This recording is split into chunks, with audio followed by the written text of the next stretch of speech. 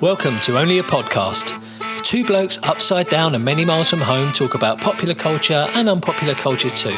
Music, books, films, the news, what we had for dinner last night, anything goes. Apart from politics, probably.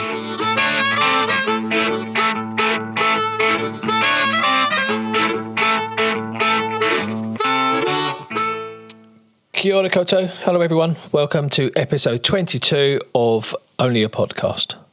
Say hello, Captain. Hello, Captain. Hello, folks. How are we doing? I think I'm all right. I think the folks are probably all right too. Yeah, everybody's all right. Yeah. Everybody's all right this week. Yeah, let's hope so. Yeah, anything exciting going on with you? No, we're going away to Wellington for the weekend to have a nose around, see how that goes. Nice. Quite good. We haven't been away for, just you got to think back because of COVID and stuff. We haven't been away for a long time. Yeah, so going places is a thing of the past. Yeah. We should just see what the airport, whether it's functioning and all that kind of stuff. If it's still there, if it hasn't fallen into the sea. Yeah. If our baggage gets there at the same time as us and all that kind of stuff. Yeah, but there we go. All right, well, crack on, shall we? So we'll crack on. Yeah. We've had some comments. Yeah, we have. And I'm going to start with the old soundtrack because George Division. Yep. She's great. Mentioned it was a bit late. I apologise for being late. Don't need to apologise. we still fit you in. Yeah. And I'd said, and I quote, Ry Cooder's work on Paris, Texas really completes the film. His playing somehow captures the pain in Harry Dean Stanton's character, as well as his good nature. It highlights his son's innocence and Jane's softness as well as her pain. The soundtrack complements the film so well, it never distracts from the plot till it's lost under the story and cinematography. Without a doubt, the best instrumental soundtrack of all time. Ooh. If you listen to guitar-based music released in the years after the film's release, you can really hear the influence of Ry Cooder and his atmospheric playing. Well, absolutely. Well, early Texas, that first Texas album was covered in that, wasn't it? Yeah. No, great stuff. Thank you for that, Geordie. Solid comments. Yeah, if you're listening, Geordie, thank you. I just want to give a shout out back at you, Geordie, because I've been kind of following you for a little while now, and I think what you're doing is brilliant. You're making all these fanzines and stuff like old school fanzines. It's brilliant. I think it's really, really good. Yeah. So I suggest everyone give Geordie a follow. It's at Jord_Division. Jord Divisions. Yeah, check out what she's doing. It's great stuff.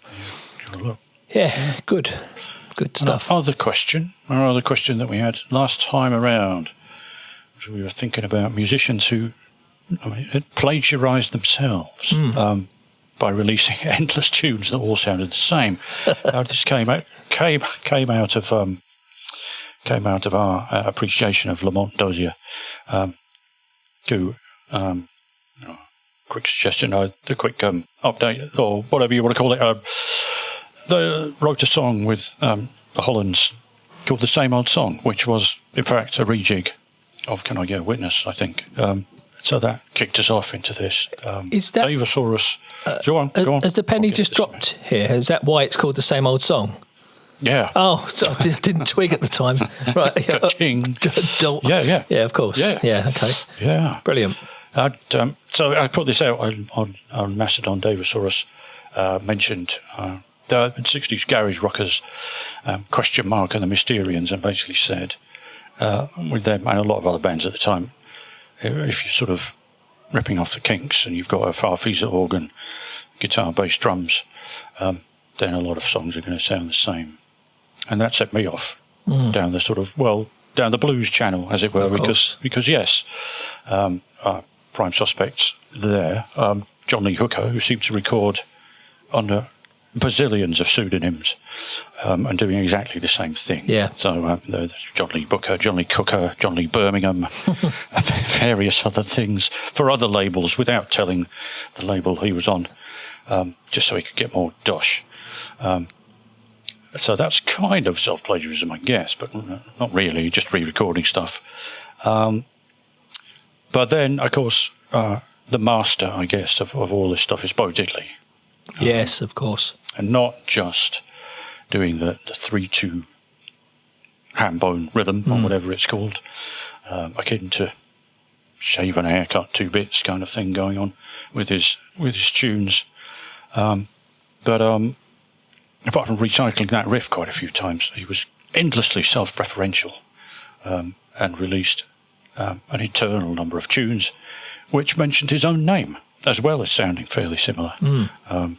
So if you'll allow me, folks, I'll just go through a quick list of those kind of things. So now Bo Diddley is a lover, Bo Diddley is a gunslinger, Bo Diddley is crazy, Bo Diddley is loose, Bo Diddley's an outlaw, Bo's a lumberjack. He's all those things. Bo's a lumberjack. Yeah, indeed, there is one. Look it up. Wow. There's also just lots of them with his name in. Yeah. So Bo Diddley, the song called Bo Diddley by Bo Diddley. There's Hey Bo Diddley and You Bo Diddley. There's the story of Bo Diddley. Yeah. It's there's just... Diddley Daddy. There's a Run Diddley Daddy. There's Diddling. And the ones which describe things that's going on. So Bo's Vacation, Bo's Blues, Bo's Waltz, Bo Diddley's Dog, Bo Diddleyitis, Bo Meets the Monster. Yeah, I could go on. And won't, because there are. I love it. I'm sure there are lots. Just me with these old songwriters. It's all about Bo, basically. But I mean, that rhythm. If you think about tunes that followed later, Not Fade Away, I Want Candy. Yeah. Use the name of his latest flame, Yep. Magic Bus, Panic in Detroit. That rhythm goes on and on and on. Yep. And good luck to Bo and thanks for creating a sort of a legend. And there's another topic for you there, folks. Songs where people refer to themselves in the third person. Is it the third person? Is that right? Yeah. Well, yeah, wow. Yeah. Crikey. Yeah. We'll come around to that next time. Yeah. Brilliant. Oh, yeah. Well done. Well, I don't think anything can beat that. No one's ever done quite that, have they? That's amazing. No. Yeah, good stuff. Okay, excellent. Got a couple of a culture catch up. We don't say that anymore, do we? That used to be a regular part of the show. Culture catch up. We've got a couple of little culture catch up things since we last spoke. So, as I've mentioned numerous times, I'm a big fan of a podcast called Soda Jerker. A couple of guys, songwriting team, who interview songwriters. They've had everyone on that show. Everyone, literally everyone, right up to Paul McCartney. They did one with Michael Head, who we've talked about before. I think it was episode 17, I think. Great interview with him. He passed me by a little bit, his music and whatnot, but I've been deep diving this week. I've been listening to him a lot. He's really good, eh? It's great stuff. He's really good. I'm put in mind of... what they called? John Bramwell. What's that band called? I Am Clute. Oh yeah. Yeah, I'm put in mind of I Am Clute a wee bit. It's that kind of vibe. Yeah.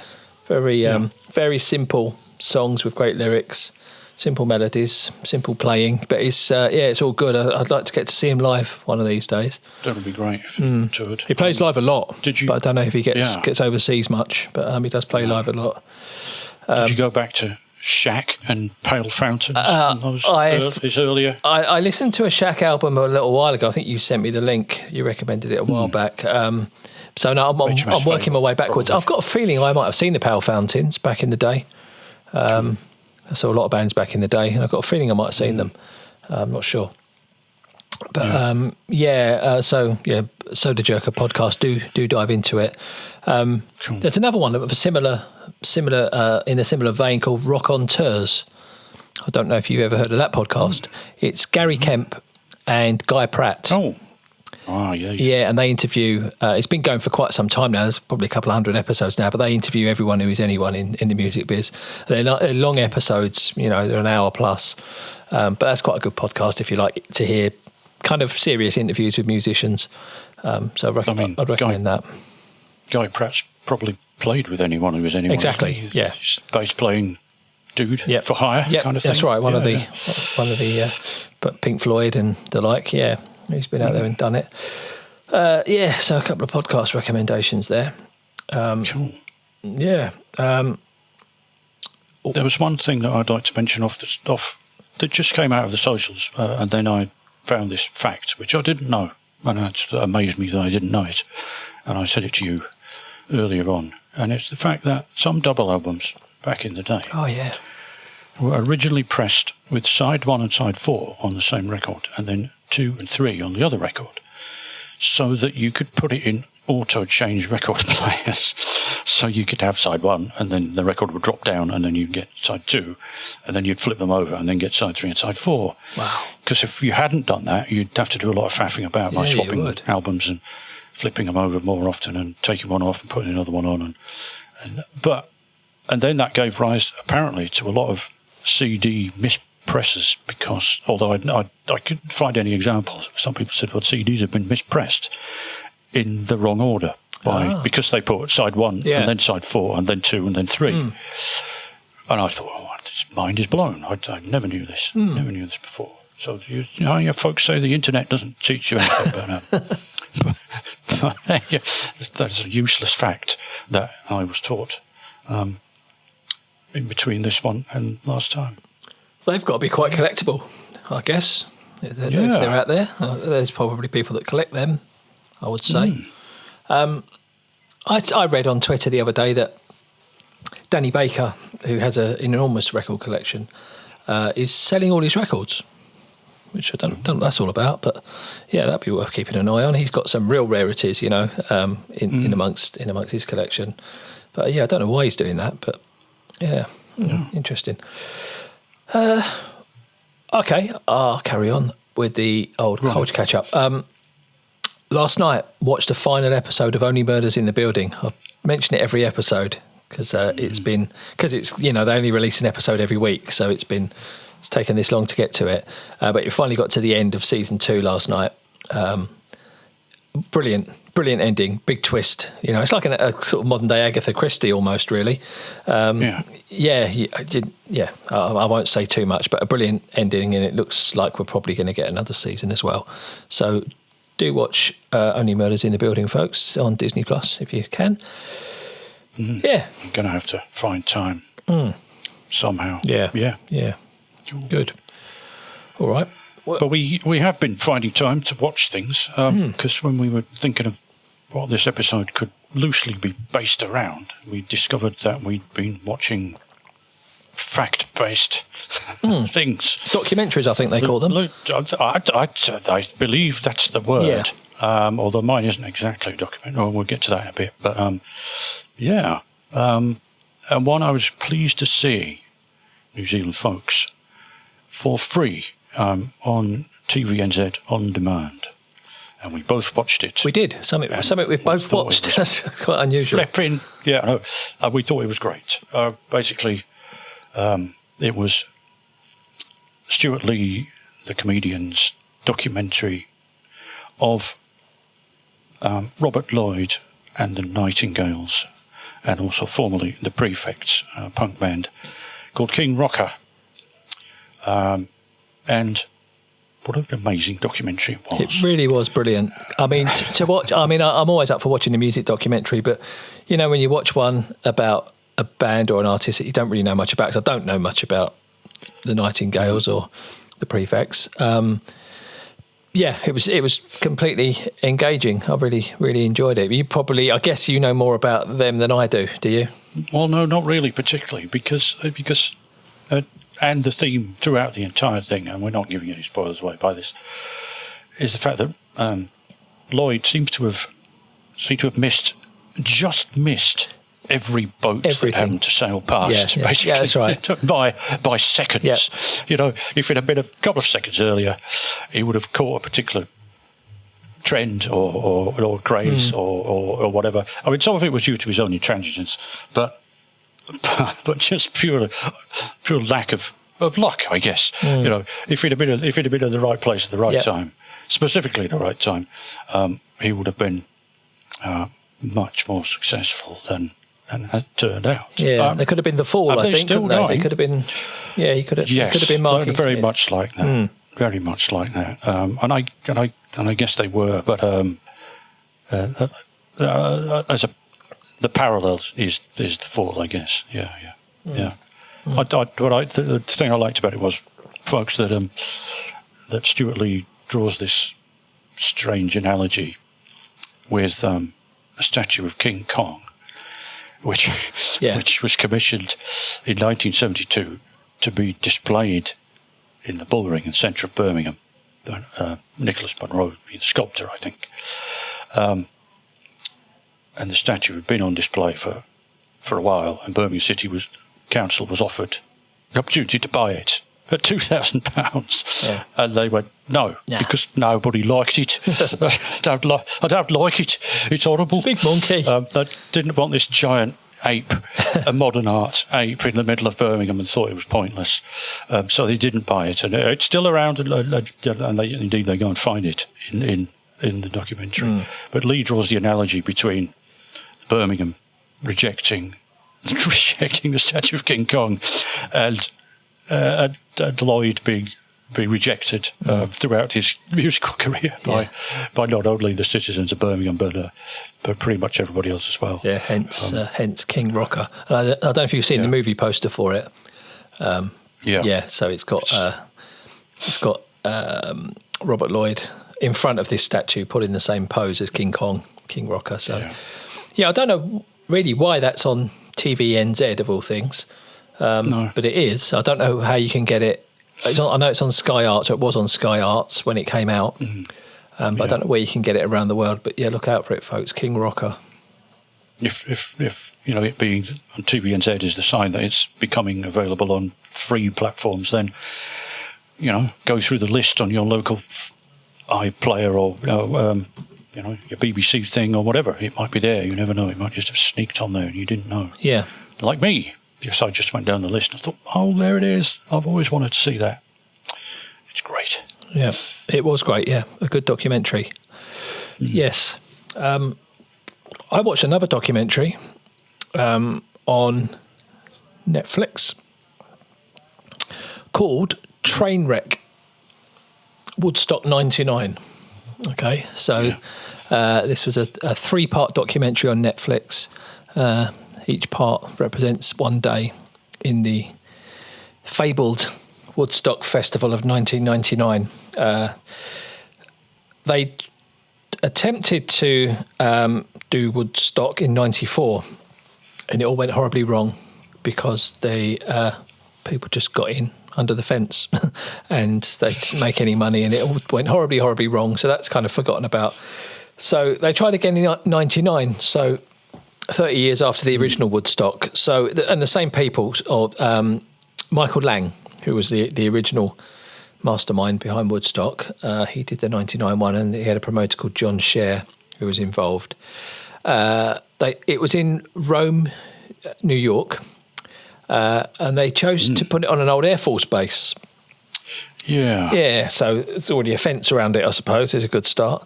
And a big control tower in the middle so they could keep an eye on things. So it's not a stupid idea, I suppose. But it's on tarmac.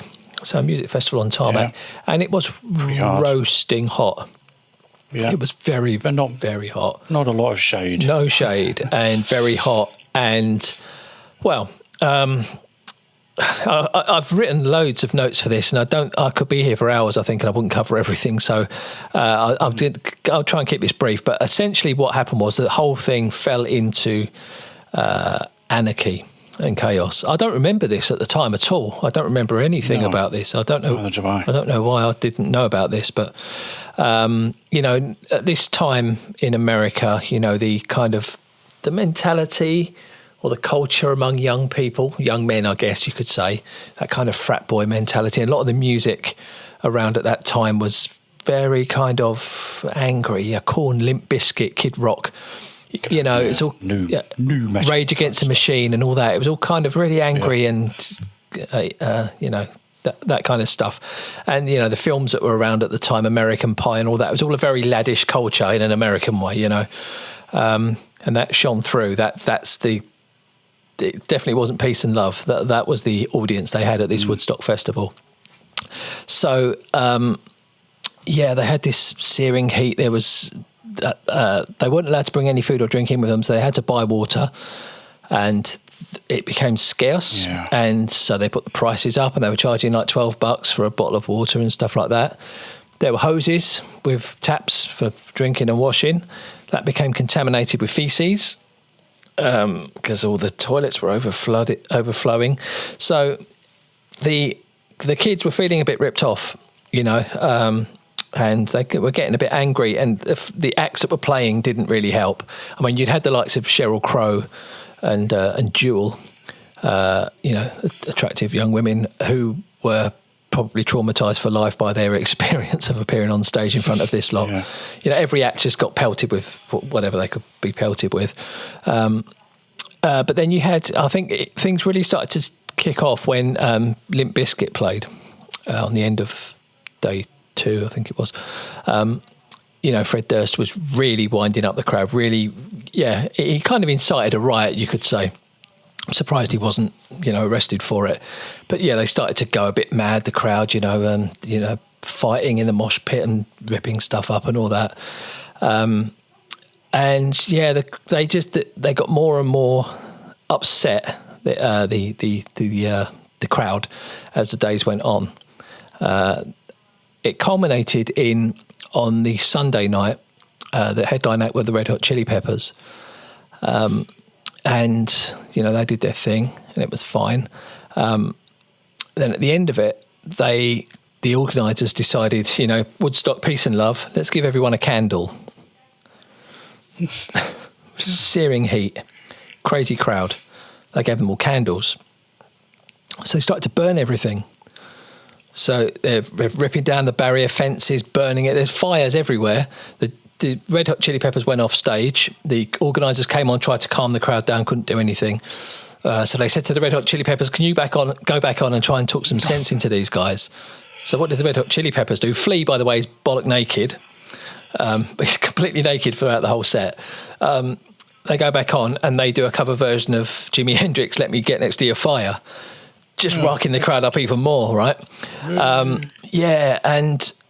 there's fires, and then it went into the bands went off. The fire brigade wouldn't go in; they were too scared.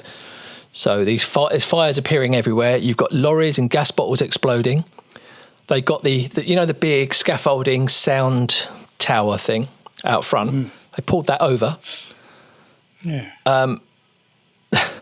How no one got killed at this thing, I will never know. How no one got killed. There were broken bones and stuff all over the place. They went looting. They went through the merch area and looted everything. There were a couple of ATMs. They smashed them open.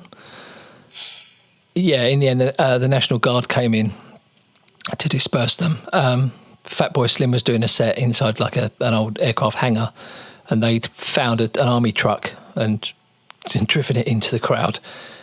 It was, like I say, how no one got killed, I'll never know. So I think you have to watch it. It's jaw-dropping stuff. It's a bit like a horror movie, a bit like a zombie thing. These just, it's. I'm struggling to find the words to describe it, but do watch it. Definitely not the peace and love we would like from a Woodstock festival. No. That's what I've been watching. One that I have to check that out. Do watch it. It's I think you should. But it's kind of odd. I knew nothing kind of about odd that we didn't know about these things. I maybe it wasn't. I'd certainly not the kind of bands that I would have. No, maybe Rage, but I don't not any of the other bands that you mentioned would I have been watching. So maybe that was why I just completely switched off from that kind of thing. Yeah, this is 99. I guess there wasn't the internet spread thing. That's right. You were able to watch it like you can watch all the Coachellas now. Yeah, that's right. And pretty much live. Yeah, so that's right. You can see all that stuff. I mean, MTV covered it, but they had to get out for their own safety. All the reporters got out. The bands all just had to get out for their own safety. It was, like I say, how no one got killed, I'll never know. There were unpleasant sexual assaults taking place and stuff like that. Yeah, it's horrible. So peace and love, man. I've got a bit more, slightly more peace and love like. Good, we need that. Also on Netflix, I've been watching. I finished the 4-part documentary called How to Change Your Mind. It's 4 parts, and it's about LSD, psilocybin, MDMA, or ecstasy, and mescaline. Parts each on those things. It's done by an Academy Award-winning filmmaker called Alex Gibney, who I think is most famous for doing the Enron documentary. All right, yeah. Remember that? Yep.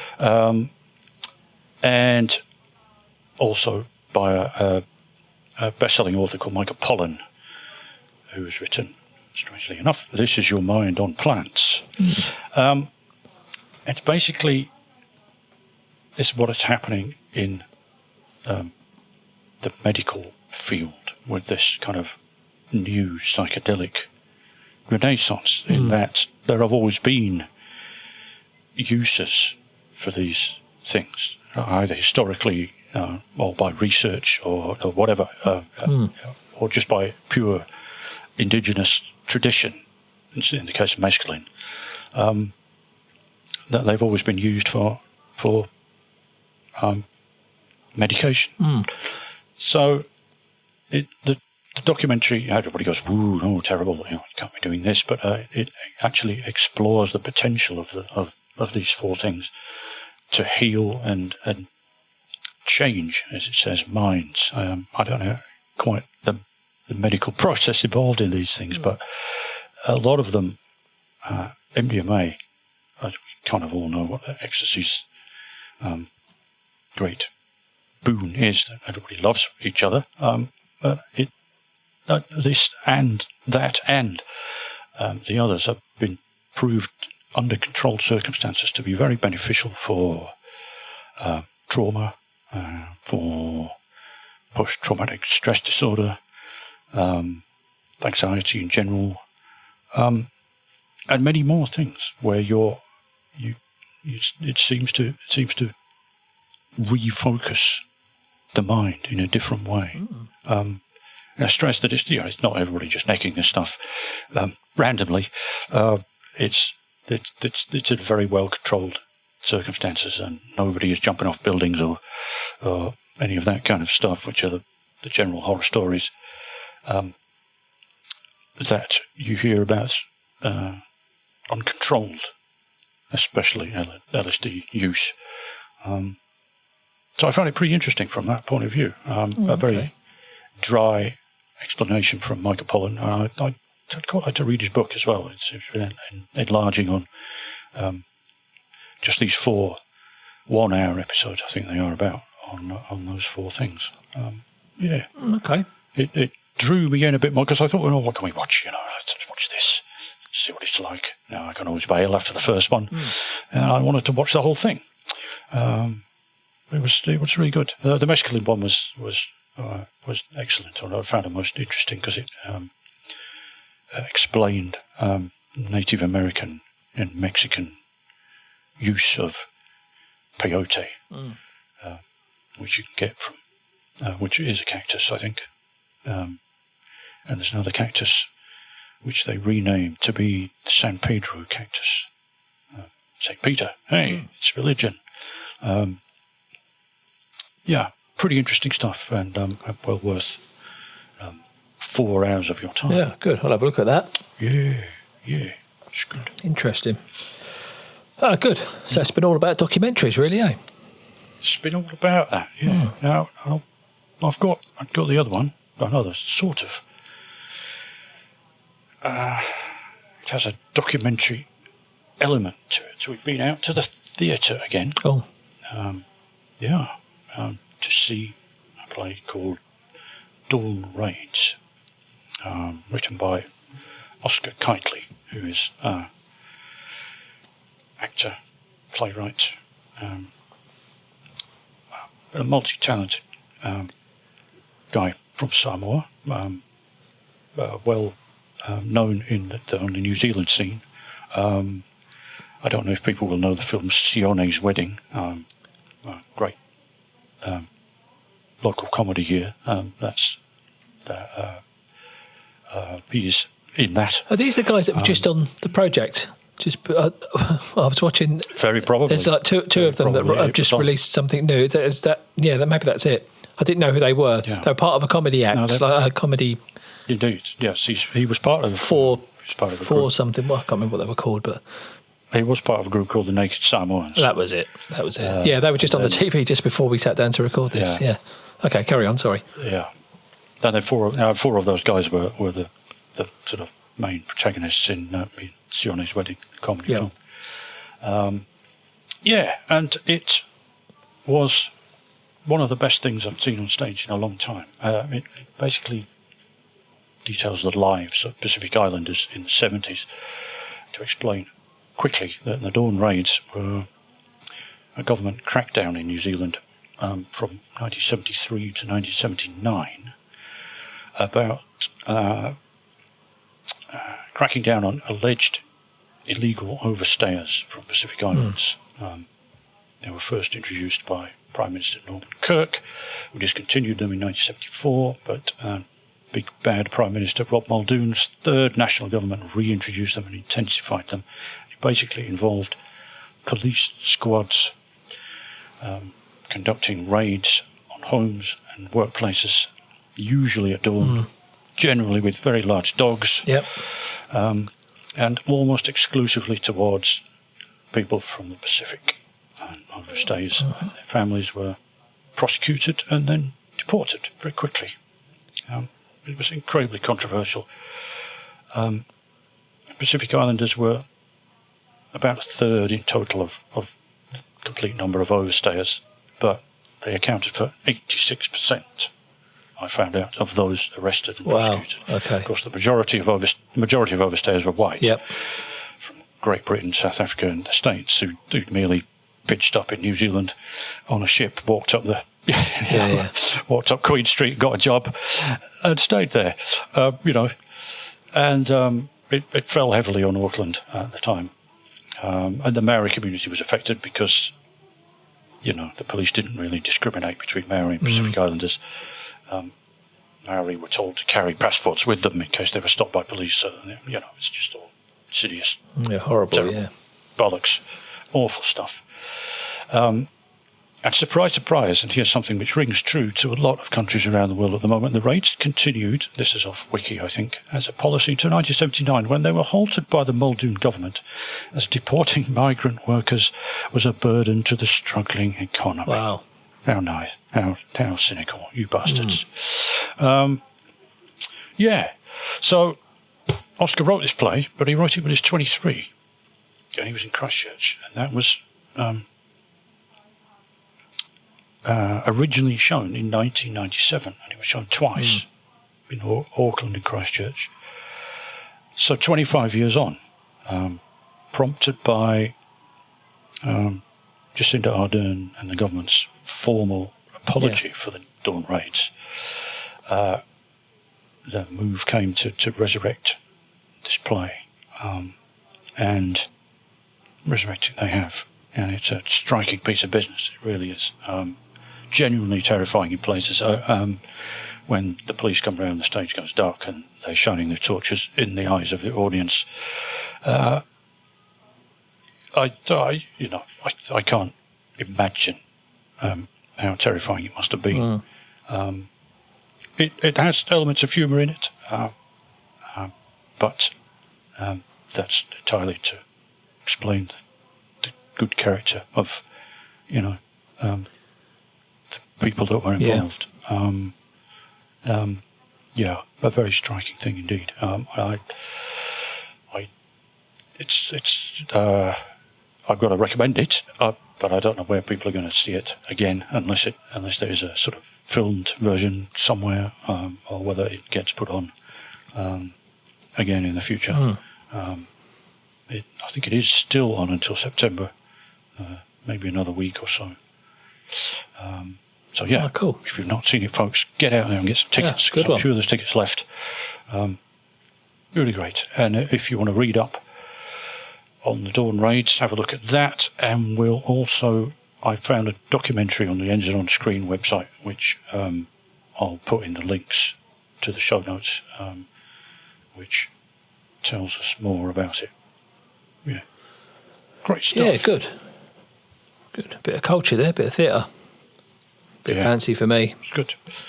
No, it's good. It's good. They're quite a new theatre in Auckland, the ASB Theatre, and if any of our listeners have never been to that, it's a nice space. It's really not overly large, pretty intimate. Wherever you sit, you're pretty close to the stage, and you get a nice experience. It's really good. Yeah, good. Yeah. Okay. Good. I reckon we're done, do you? Well, I reckon we are. I don't think there's anything else on my current list here. Mine's all done.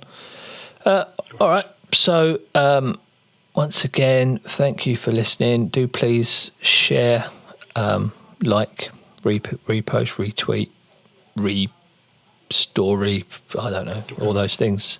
Two things. Yeah. Social. Yeah, get us going. I think we are posting a bit more on the socials now, on Instagram especially. Yeah. So hopefully that'll reach a few people. Otherwise, we just can't keep going. We'll have to shut up shop, and you don't want that, do you, folks? No, you don't. So, yeah. All right, let's go, shall we? Yeah, say goodbye, Captain. Goodbye, Captain. See you later, folks. I'll tell you what. You've been listening to Only a Podcast. If you'd like to get in touch and share your feedback and ideas, we'd love to hear from you. Go to onlyapodcast.com, or you can find us at Only a Podcast on Twitter and Instagram, or via our Facebook page. Remember, it's only a podcast.